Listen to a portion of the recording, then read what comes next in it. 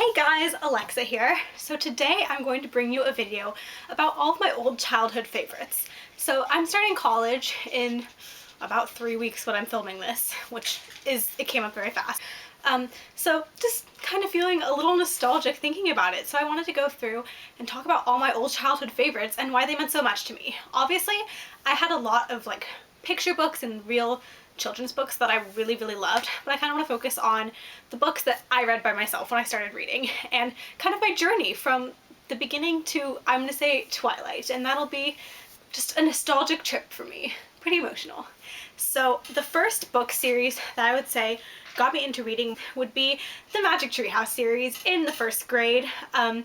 I can remember it when I first read a Magic Tree House book. It was because the little boy that I had a crush on when I was in first grade bought me a Magic Tree House book for my birthday. And it was the one where they travel back in time and go to Egypt, which was really cool because first grade me wanted to be an Egyptologist. Fun fact. So I was like, what is this? A book about Egypt and it's fictional?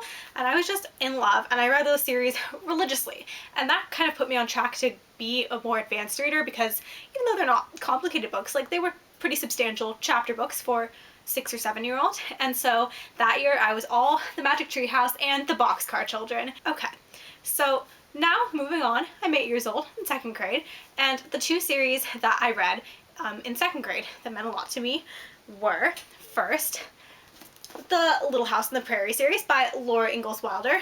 These books meant so much to me. The historical significance meant so much to me, and I was just so immersed in it, especially the first two books. I'd say the first two are by far my favorite because these books are actually they're kind of a dramatized retelling of Laura Ingalls Wilder's life. And so there's some pretty dark stuff, going across the country on a covered wagon at this time was really not a very safe thing to do, and diseases were rampant and bad things happened, and I just remember being so sad and kind of introduced to that in books through these books. The second series was the Chronicles of Narnia, and my favorite was actually The Silver Chair, but I have The Lion, the Witch, and the Wardrobe here. And this series means a lot to me because this was something that me and my dad both read. We read it separately. I read it first, and then I was so obsessed with it that when I told my dad to read it. And I just remember one day waking up and my dad was lying on the couch and he was like, I stayed up all night finishing Prince Caspian, and it was so good. So I just have those really nostalgic memories of talking to my family about these books. And when the movies came out, my dad and I and my sister would all go to the movies together and be super excited because we'd all read the books together. And that was just kind of the experience of reading these was something that was really special to me. Moving on from second grade, well, I would say the end of second grade to third grade, and probably all the way until I was out of elementary school, is Nancy Drew. I loved the Nancy Drew books. Every iteration of Nancy Drew I would read. You know, the very original old yellow covers. The newer series that she made where she's a modern teenager instead of a 1950s or 60s or whenever this takes place teenager. I'd read all of them and I was in love with them. Nancy was such a role model to me. I feel like every little girl who read Nancy Drew wanted to be a girl detective, and she was just so smart and so in control of herself, and she had such a cool girl squad. I love Nancy, Bess, and George. I wanted to be Nancy Drew so badly.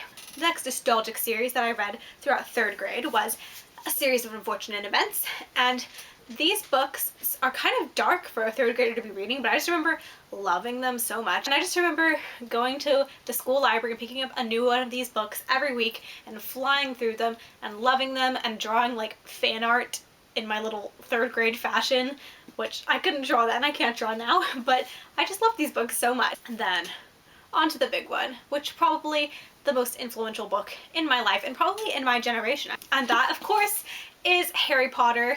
I read the Harry Potter series in third grade, and it's kind of a funny story. I kind of read them very weirdly because my entire third grade class was reading them, and my best friend and I sometimes we would go out to recess, each with our separate books, and we'd take turns. We'd read out loud 2 pages to each other and then switch off, which made no sense. We had no idea what was going on in the other book, but for some reason we wanted to do this. And she was reading Prisoner of Azkaban. I clearly remember that. And then my mom had taken me to the bookstore to buy the last book in the series of Unfortunate Events, and I decided I wanted to start Harry Potter with the rest of my class. But because I had such a Nancy Drew craze, and the Nancy Drew series, you don't really have to read them in order. You can read the Nancy Drew books in any order you want, and it's not an exact storyline that goes along. Each is its own separate mystery. So, for some reason, I thought Harry Potter was that way too, so I decided to read them in a very unique order. I bought Prisoner of Azkaban on that bookstore trip, and so I read them 3, 4, 5, 6, 1, 2, and then the 7th book came out that summer. So 3, 4, 5, 6, 1, 2, 7. The first time I read the series. And I mean, I actually got it. Like, it made sense to me after just a little bit of Prisoner of Azkaban. It wasn't like I was struggling to keep up or anything, but I just laugh at myself so much. Why would I start there? Also, another fun story involving Harry Potter in my 3rd grade class. Since pretty much the entire class, or at least my entire friend group in the class, was reading it, it was kind of like a race to see who could finish it first, and I had started behind everybody, and on the 3rd book. But I still beat every single person in that class. I read them first before everyone, in counting when I went back to read the other 2. So, just saying that. But yeah, I think I would have to make an entire separate video to explain what Harry Potter means to me, and I think a lot of people watching this can probably relate. It's just really is so special and so close to my heart and just kind of untouchable for me. The next book that I will mention is not one it's not a super well-known series like the other ones. It's just a standalone book. And that is The Miraculous Journey of Edward Tulane. This book meant a lot to me. For one, it was my favorite standalone back in the day. I was obsessed with this book. I thought it was so good. But it meant a lot to me because I read it at a book club in our library. And that was really the first time that I experienced anything similar to a book club where we would go and read this together and talk about it. And it was just such a unique experience for me. And this book will always be really meaningful to me for that reason. Moving on to 4th grade and the series that captured my heart when I wasn't rereading Harry Potter or reading more Nancy Drew. Warriors. I feel like it was either a yes or no for Warriors for most people, but I mean, you can clearly see by the state that my copy of Into the Wild, which is the very first book, is in, how much I adored this series. I will say that even though I read pretty much all of them till the point when I got into 6th grade and like they were still releasing and I wasn't interested anymore, like the first series, the first characters and storyline and whatever would always be my favorite. They were so good, and this first book was so good. I just remember reading it again and again and again, and that's why it looks like this. It's all beat up. It's very loved. And my best friend and I were reading them together, and we would always talk about them, and it was just such a fun time. I just loved this series so much then. And so as a result, I own most of the Warriors books, and they're all in drawers somewhere, and there's so many of them, guys. Flash forward to grade 5. I'm 11. I'm 11 years old now. And Redwall was my number 1. So my 5th grade teacher was reading Redwall out loud to our class. I went out to the library and got the other books, because there's a lot of books in the Redwall universe. And if you did not know, Redwall is about a little mouse named Matthias, and he is at Redwall Abbey, and he's like a little warrior mouse. I don't know what was with me in talking animal books in 4th and 5th grade. Talking animal books were my jam back then. So Redwall meant a lot to me. Also, I read these books out loud, at least Redwall and Martin the Warrior, to my sister.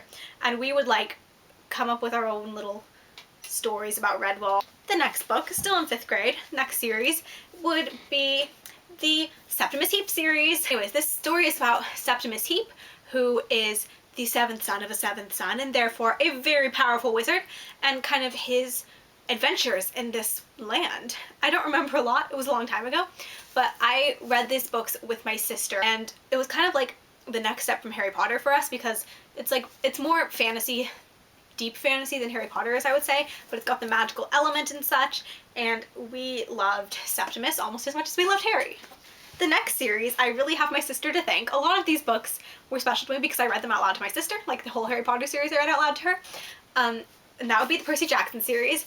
I don't own any books in the Percy Jackson series, so excuse me for holding up The Lost Hero, but the Percy Jackson series I actually read because of her. I wasn't that interested in it, but she started reading it, and then occasionally I would read out loud to her, and then I decided to get the books and read them myself. And it was just an obsession from then on out. For a while I denied it because I wanted to be loyal to Harry Potter, and for some reason I thought I couldn't like both of them, so I called Percy Jackson a Percy Weasley wannabe because he has the same name as Percy Weasley. But definitely the series grew on me and it has such a special place in my heart now. And finally, we are at 6th grade. I'm 12 years old and I discover the Twilight series. Now, I think like for a lot of people on BookTube that I've seen, Twilight really is and was one of those transformative books. Or we can debate all day about the literary quality of Twilight and how it's just for fun and it's fluffy and whether or not you think the writing is good and whether or not you like the characters, blah blah blah blah blah.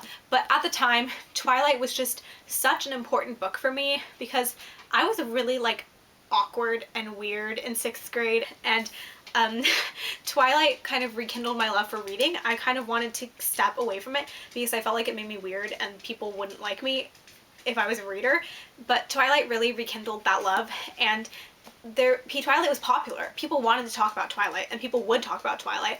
And having like a community of fans, and Twilight was the first online community of fans that I ever encountered. That was just so meaningful and so special to me. But I read these books so many times throughout middle school in so many different ways. And though Twilight will never be a Harry Potter, it definitely was a transformative series for me. And it really was an introduction to young adult literature and kind of bridged the gap, I think, between the other nostalgic books in this video and the books I'm reading now. So that is it for my nostalgic book video. Let me know if you share any of these books in common with me and if they made up your childhood, or tell me what your favorite childhood books were. I'll see you soon with a new video. Bye!